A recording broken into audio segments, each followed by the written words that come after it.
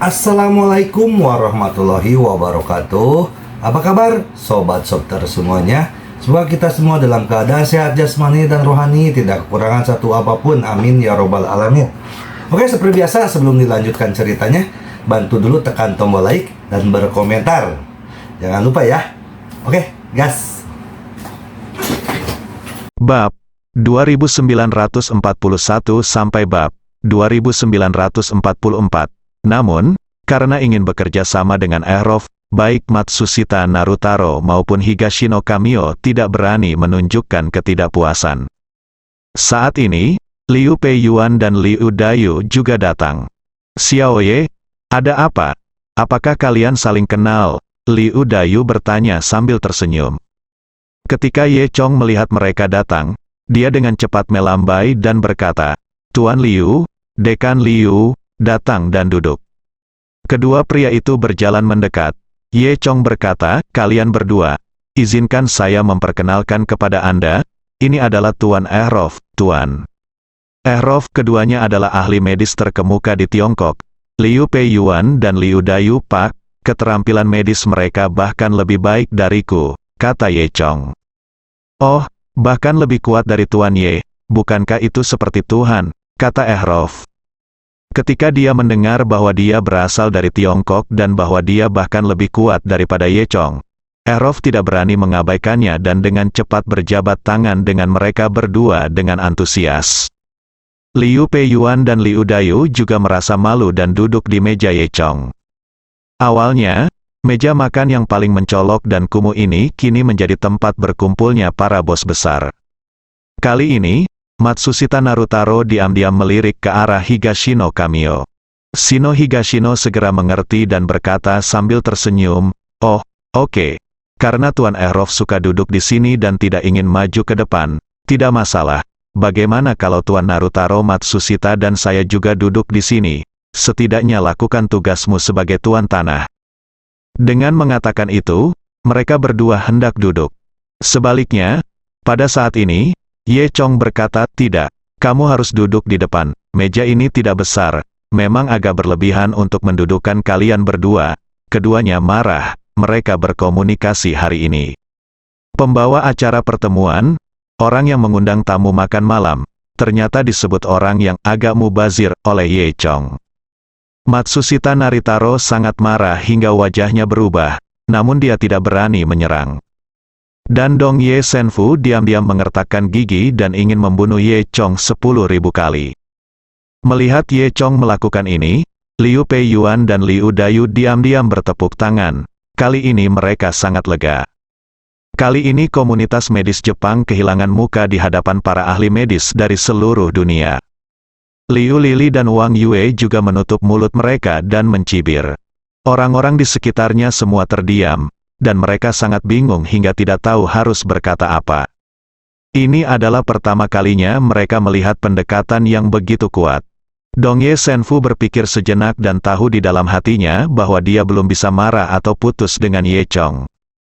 Dia kemudian berpikir, karena Ye Chong ada di sini, dia tidak bisa melarikan diri dari sini.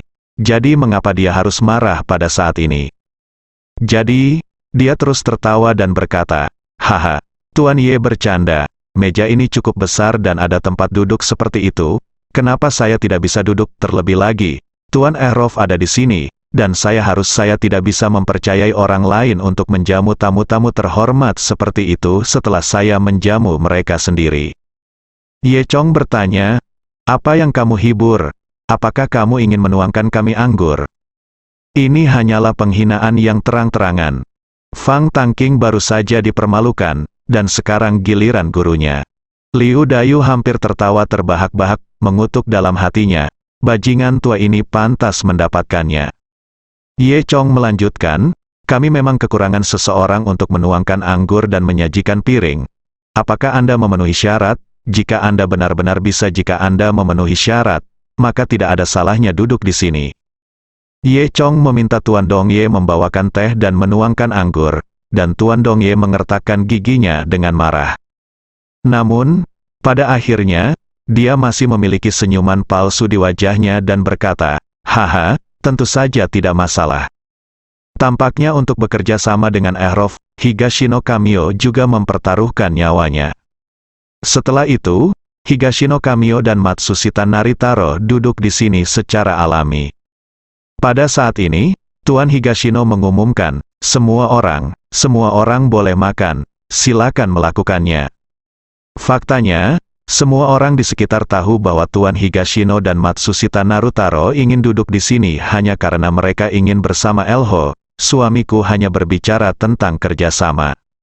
Saat ini, Ye Chong mengetuk cangkirnya yang kosong. Higashino tahu apa yang dimaksud Ye Chong. Jadi dia segera memanggil pelayan dan berkata, "Kemarilah, isi cangkir Tuan Ye dengan anggur merah." Ye Chong menghentikan pelayan dan berkata, "Bukankah seseorang secara khusus mengisi gelas itu dengan anggur merah? Bagaimana kalau kita menuangkan anggur, lalu biarkan pelayan ini duduk di sini?" Ye Chong datang ke sini untuk menimbulkan masalah, dan dia sama sekali tidak sopan kepada anjing-anjing tua Jepang ini. Paru-paru Higashino Kamio hampir meledak karena amarah. Tapi tidak ada cara lain, demi Ehrov, dia hanya bisa mengambil gelas anggur dan mengisi Ye Chong dengan anggur. Saya khawatir ini pertama kalinya Higashino Kamio dihina seperti ini sejak debutnya. Ketika orang-orang di sekitarnya melihat adegan ini, mereka semua menghela nafas, bertanya-tanya apakah Ye Chong sedang menindas orang lain. Meskipun anak ini mengenal Ehrov, bagaimanapun juga, dia menghadiri pertemuan pertukaran medis Jepang. Mungkin bukan hal yang baik untuk membuat marah Higashino dengan cara seperti ini. Di sisi lain, Tuan Higashino menuangkan anggur. Tepat ketika dia hendak duduk, Ye Chong berkata, "Lihat, begitu banyak gelas orang yang kosong. Mengapa kamu tidak menuangkannya?" Tuan Higashino sangat membencinya. "Saya tidak pernah mengalami penghinaan sebesar ini."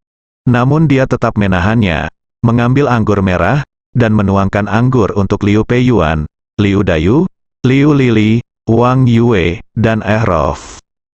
Terlepas dari hal lainnya, kemampuan kesabaran Higashino Higashikata masih sangat kuat. Namun, sorot mata Dong Ye Senfu ketika dia melihat Ye Chong mengungkapkan sedikit niat membunuh. Tapi Ye Chong tidak peduli sama sekali. Sebaliknya, Liu Lili menepuk Ye Chong dengan cemas, khawatir Ye Chong akan memperburuk keadaan. Ye Chong, sebaliknya, menyesap anggur merah dengan tenang. Dia sama sekali tidak takut dengan balas dendam Higashino. Saat ini, fokus semua orang tertuju pada meja Ye Chong. Meja pertama yang awalnya diperuntukkan bagi tuan rumah kini agak kosong. Fang Tangking duduk di sini seolah-olah ditusuk jarum. Meskipun Fang Tangking sedang duduk di meja utama sekarang, dia bahkan tidak memenuhi syarat untuk mendekati meja Ye Chong. Fang Tangking merasa sangat kesal. Dia tidak mengerti kenapa Tuhan melakukan ini padanya. Meski sudah bekerja keras dan berhasil masuk komunitas medis Jepang, kenapa masih diinjak oleh Ye Chong? Dia sangat tidak rela. Kemudian, jamuan makan dimulai. Meskipun semua orang mulai makan, perhatian mereka diam-diam terfokus pada meja Ye Chong. Faktanya, sesuai rencana awal yang diketahui Higashino dan yang lainnya, Ehrov hanya akan menghadiri pertemuan pertukaran medis untuk waktu yang singkat dan kemudian bergegas ke China. Ehrov awalnya berencana pergi ke China untuk mencari jejak kebangkitan. Tapi sekarang, Ye Chong, operator kebangkitan, ada tepat di depannya. Tentu saja, Ehrov tidak perlu terburu-buru pergi. Namun, Higashino Kamio dan Matsushita Naritaro tidak mengetahui hal ini. Mereka mengira Ehrov akan segera pergi. Oleh karena itu, mereka memanfaatkan waktu makan siang tersebut dan duduk di samping Ehrov dengan putus asa, berharap dapat memanfaatkan kesempatan ini untuk membahas kerjasama dengan Ehrov. Setelah segelas anggur, Narutaro Matsushita memulai. "Haha, Tuan Ehrov, terima kasih banyak telah datang ke pertemuan pertukaran medis kami tahun ini." Setelah itu, Matsushita Naritaro memperkenalkan situasi terkini dari pertemuan pertukaran medis, dan juga memperkenalkan keterampilan medis tingkat lanjut Jepang terkini kepada Ehrov. "Tuan Ehrov, suami saleh Higashino, adalah pendiri bedah otak Jepang kami. Sekarang bedah ini telah mencapai tingkat terdepan di dunia," kata Matsushita Narutaro. Setelah mendengar ini, Irhoff mengangguk acuh tak acuh. Meskipun apa yang diperkenalkan Narutaro Matsushita terdengar sangat kuat, bukan itu yang menjadi fokus Irhoff. Matsushita Narutaro juga melihat ini, dan Irhoff sepertinya tidak terlalu tertarik dengan perkenalannya. Dia tidak punya pilihan selain langsung ke pokok permasalahan dan berkata, "Itu saja, Tuan Irhoff, saya ingin menggunakan kesempatan ini bagi kita berdua untuk membicarakan kerjasama. Saya tahu laboratorium Anda adalah tempat yang paling penting di dunia, laboratorium biologi terbaik, dan negara Jepang kita memiliki kemampuan medis dan medis paling kuat. Jika kita dapat bergabung, kita pasti dapat memberi manfaat bagi seluruh umat manusia di seluruh dunia." Matsushita Narutaro sangat mengangkat pentingnya kerja sama tinggi, seolah-olah demi seluruh umat manusia kita bekerja sama, sehingga ada dugaan penculikan moral. Sebagai pemenang hadiah Nobel, Irhoff, yang memakai kacamata hitam, adalah seorang yang eksentrik dan meremehkan penculikan moral. Namun Irhoff juga mempertimbangkannya, ia juga mengetahui bahwa pengobatan medis di Jepang sudah maju. Matsushita Narutaro dan Higashino Kamio merasa sangat gembira saat melihat ada sesuatu yang terjadi. Baru pada saat itulah Ye Chong memahami sepenuhnya tujuan Matsushita Narutaro dan yang lainnya. Jadi begitulah, tak heran saya harus duduk bersama mereka tanpa malu-malu. Tampaknya ada banyak manfaat bekerja dengan Irhoff. Memikirkan hal ini, Ye Chong berkata, "Tuan Irhoff, sekarang ada peluang. Jika Anda mau, Anda dapat menjalin kerjasama persahabatan jangka panjang dengan komunitas medis Tiongkok kami. Banyak keterampilan medis kuno kami di Tiongkok berasal dari para pendahulu Anda. Itu adalah sesuatu yang belum pernah aku lihat sebelumnya, sesuatu yang bahkan tidak dapat aku bayangkan. Teknik penghidupan kembali yang kamu sebutkan sebelumnya hanyalah hal yang kekanak-kanakan, meskipun." Kata-kata Ye Chong menyombongkan diri. Liu Peiyuan dan Liu Dayu sama-sama tersenyum dan tidak berkata apa-apa. Ketika Irhoff mendengarnya, dia mempercayainya. Karena dia pernah melihat Ye Chong sebelumnya, sungguh menakjubkan. Irhoff berkata tanpa ragu-ragu, "Tidak masalah. Saya berpikir untuk menjalin komunikasi dan kerjasama yang mendalam dengan Tuan Ye. Tuan Ye, jika kita bekerja sama, laboratorium saya dapat dibuka untuk Anda secara gratis, kapan saja." Irhoff segera memberikan persyaratan yang sangat menguntungkan. Bagi siapapun, tampaknya Irhoff benar-benar ingin bekerja sama dengan Ye Chong. Persyaratan yang diajukan terlalu menggiurkan. Semua orang tercengang ketika mendengar ini. Matsushita Narutaro dan Higashino Kamio bahkan lebih terkejut.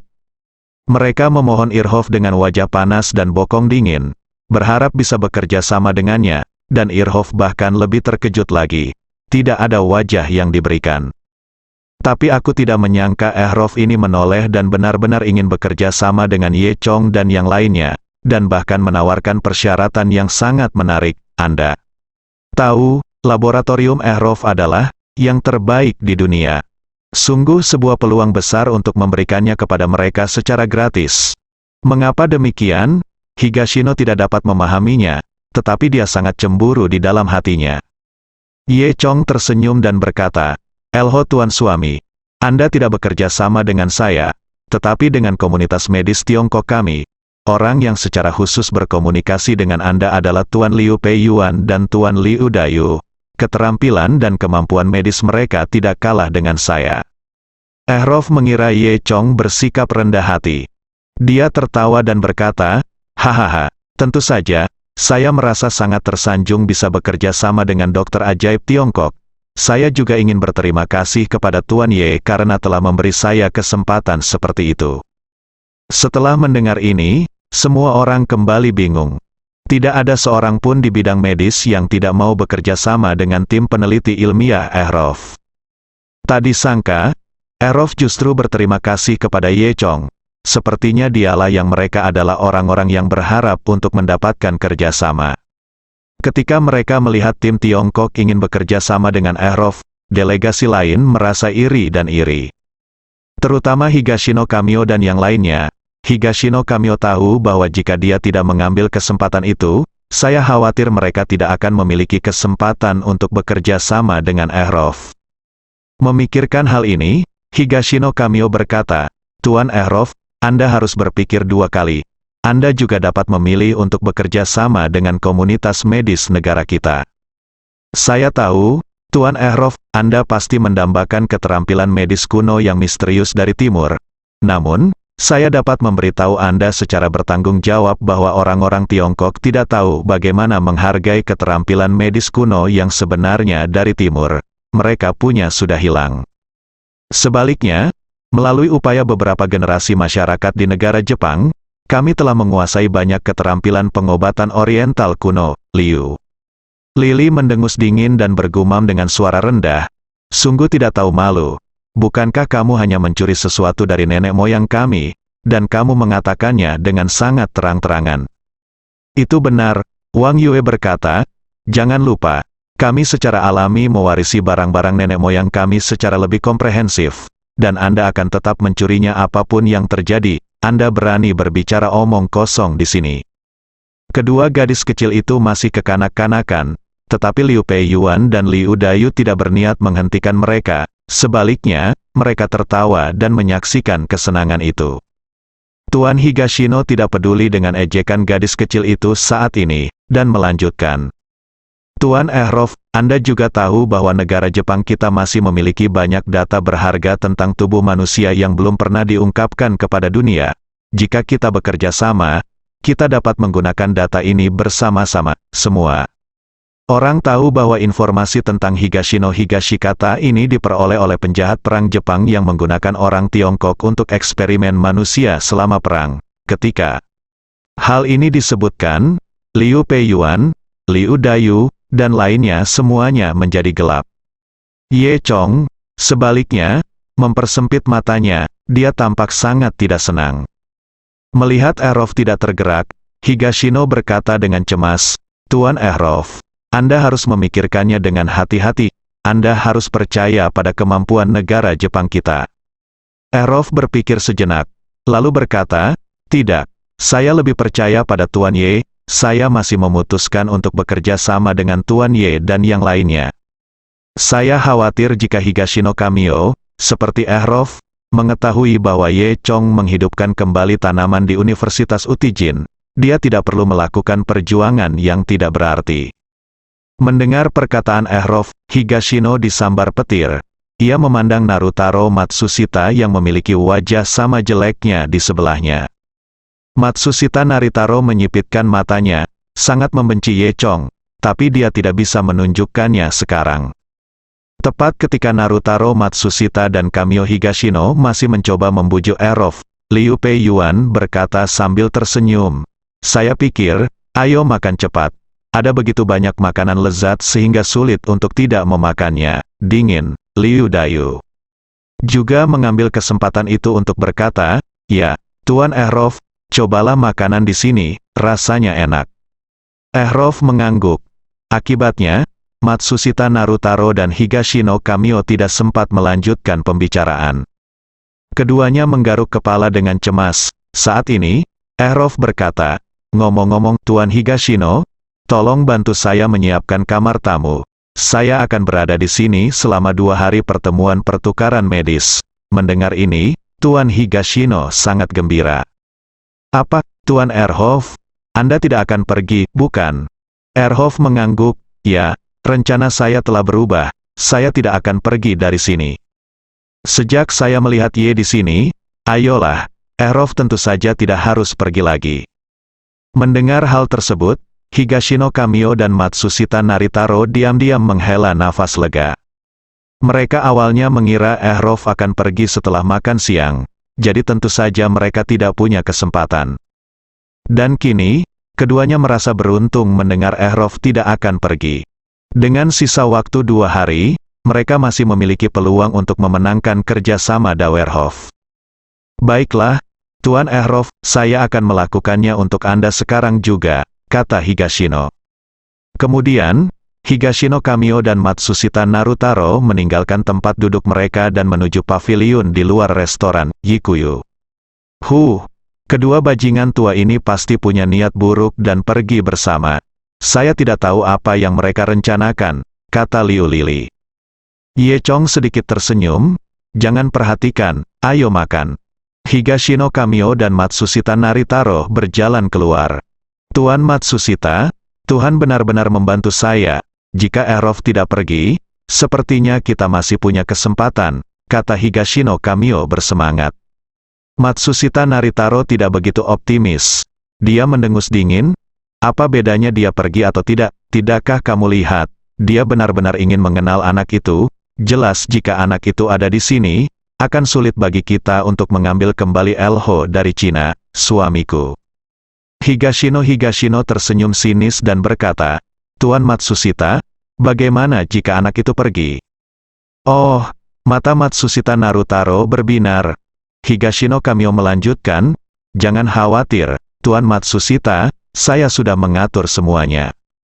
Mendengar ini, Matsushita Naritaro mengangguk puas. Setelah itu, kedua orang tersebut langsung berjalan menuju lounge di halaman belakang dan tidak kembali ke restoran. Di sisi lain, Ye Chong, Liu Peiyuan, Liu Dayu dan lainnya masih makan. Ehrov terus menanyakan pertanyaan Ye Chong. Saat mereka masih mengobrol, mereka melihat seorang wanita Jepang berjalan mendekat. Wanita itu masih muda, dia tampak berusia sekitar 20 tahun, dia mengenakan rok merah dan sweater putih. Kulitnya seputih salju, pendek, dan ada sedikit lemak bayi montok di wajahnya, sepasang mata besar yang jernih dengan bulu mata panjang.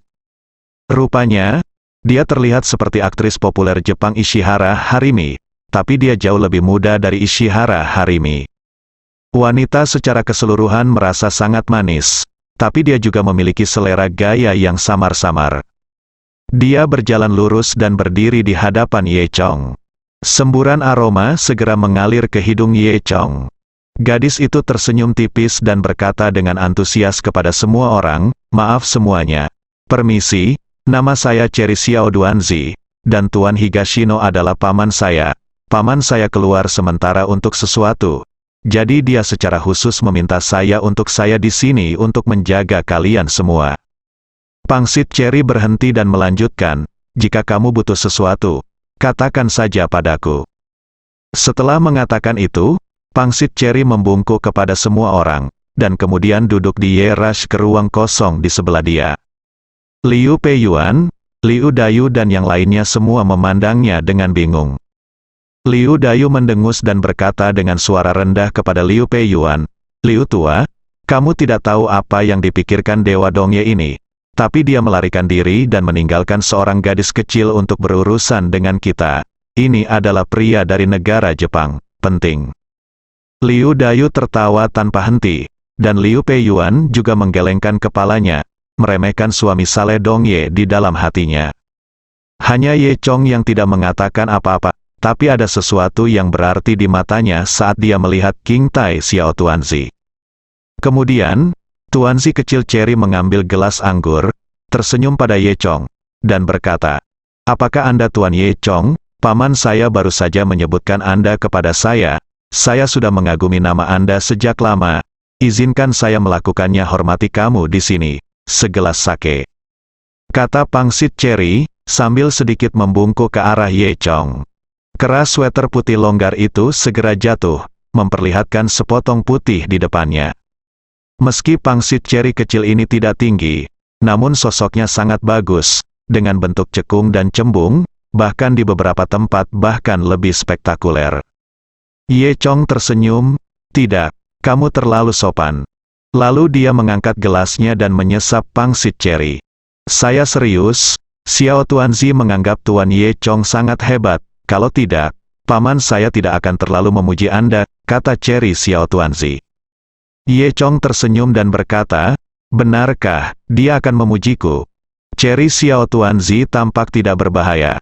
Mengepalkan tangannya menjadi kepalan kecil, meletakkannya di dagunya, dan kemudian mengangguk berulang kali, sungguh ya, apa yang paling disukai Xiao Tuanzi adalah pria Tionghoa sepertimu. Ye Chong dipuji oleh Cherry Xiao Tuanzi, dan perlahan-lahan kehilangan dirinya, dan tertawa. Ngomong-ngomong, Tuan Ye Chong, bisakah Anda menceritakan kisah Anda? Xiao Tuanzi akan senang mendengarnya, kata Cherry Xiao Tuanzi. Saat dia berbicara, dia mendekati Ye Chong, dan melihat Cherry Xiao Tuanzi tampak seperti akan dekat dengannya, dan terus-menerus mengedipkan mata pada Ye Chong. Penampilan itu hanyalah perwakilan dari wanita jalang teh hijau itu. Liu Lili dan Wang Yue, yang berdiri di samping mereka, mendengus dingin dan sangat tidak puas. Ye Chong, di sisi lain, terlihat sangat bahagia dan menyambut semua pendatang. Berkata, tidak masalah, karena kamu begitu bersemangat untuk belajar, Xiao Wanzi, maka aku akan memberimu pelajaran. Oh, mereka memanggilmu Xiao Tuanzi.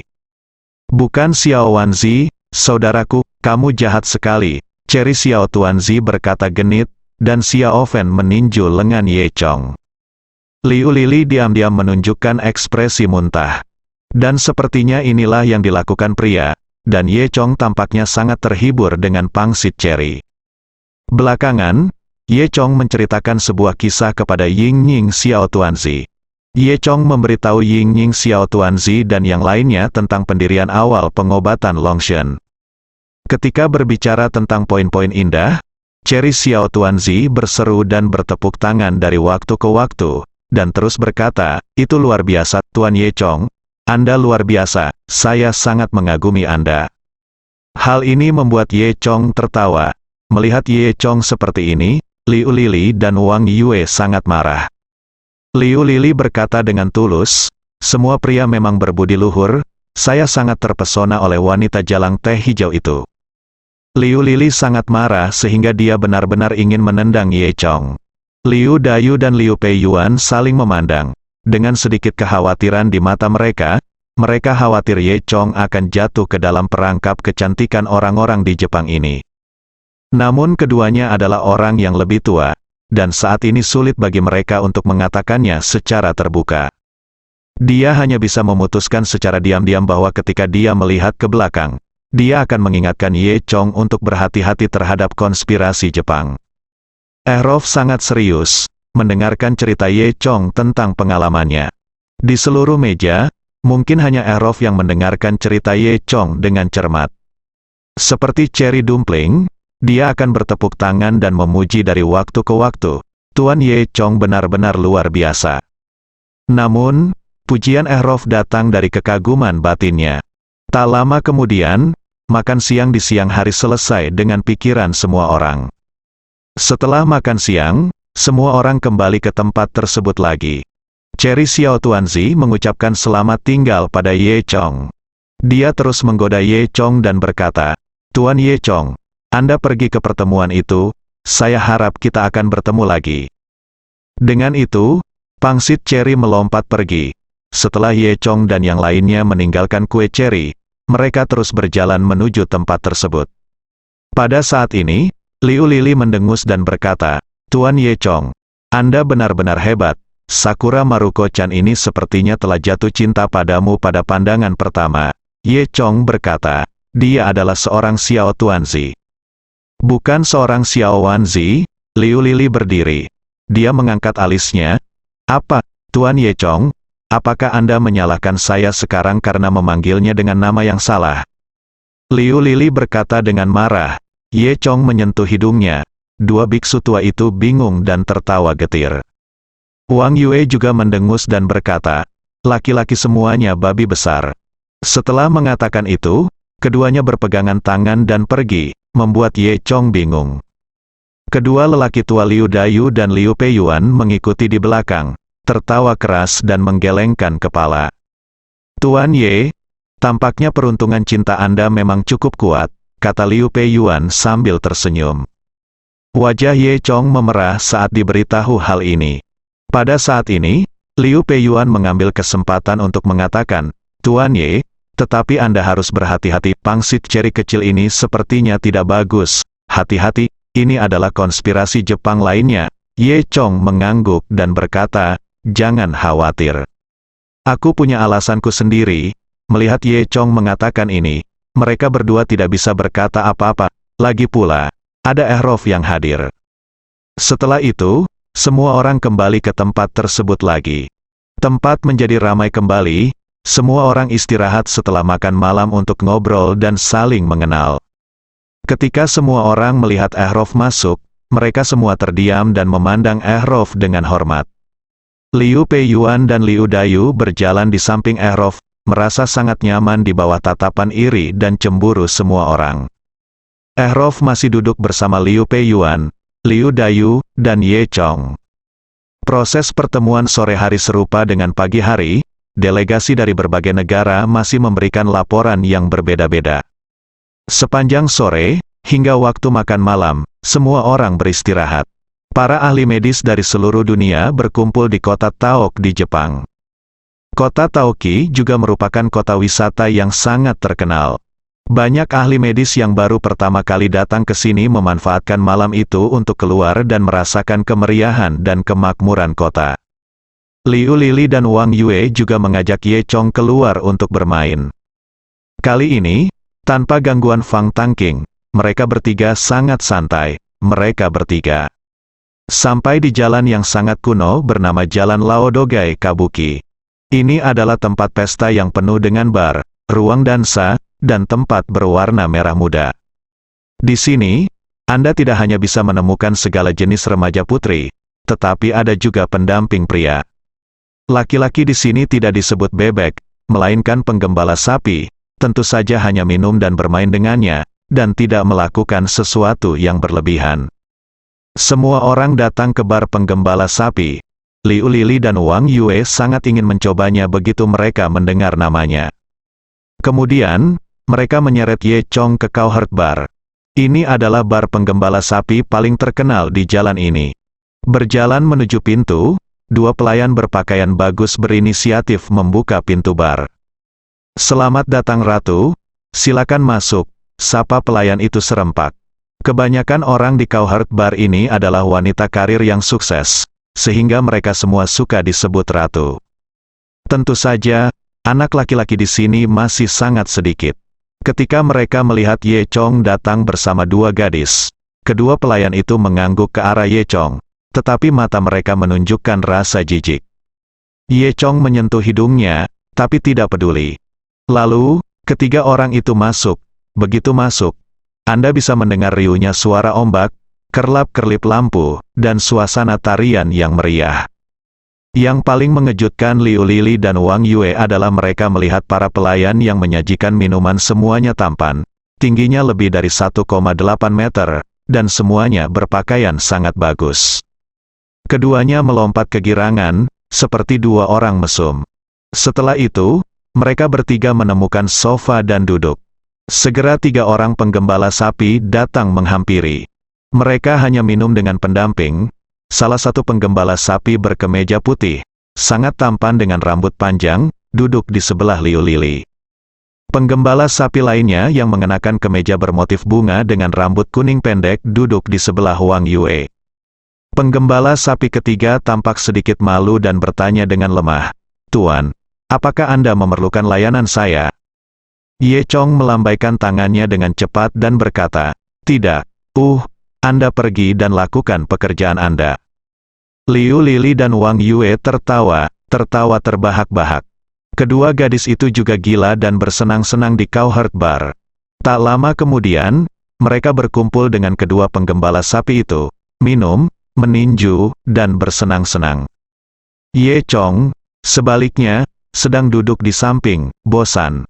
Saat ini, TV di bar belum diatur secara acak oleh seseorang. Di TV, berita tentang Kisiti diputar. Ye Chong tahu sedikit tentang bahasa Jepang, jadi dia tidak kesulitan mendengarkan berita. Pembawa acara di TV mengumumkan, 3 hari kemudian, itu akan menjadi hari festival hantu tahunan negara Jepang. Pada hari festival hantu, keluarga kerajaan akan pergi ke kuil hantu Jepang secara langsung untuk beribadah dan memberi penghormatan kepada para pendahulu yang telah memberikan prestasi besar bagi kita, negara Jepang, orang-orang terkasih, semuanya, 3 hari. Setelah itu, Anda juga dapat pergi keluar kuil hantu untuk beribadah. Pada saat yang sama, stasiun TV kami juga akan menyiarkan festival hantu secara langsung. Semua orang dipersilakan untuk menonton. Ye Chong sudah tahu sejak kecil bahwa Hari Festival Hantu Jepang dibenci oleh orang-orang di seluruh dunia, dan dia tidak mengakui bahwa perang itu salah. Meskipun perilaku ini dikritik oleh orang-orang di seluruh dunia, namun negara Jepang tetap menempuh jalannya sendiri dan tidak pernah berhenti. Memikirkan hal ini, Ye Chong menyipitkan matanya dan berkata pada dirinya sendiri, Hari Festival Hantu, bagus sekali. Saat ini, dia sudah punya rencana dalam pikirannya. Bersambung.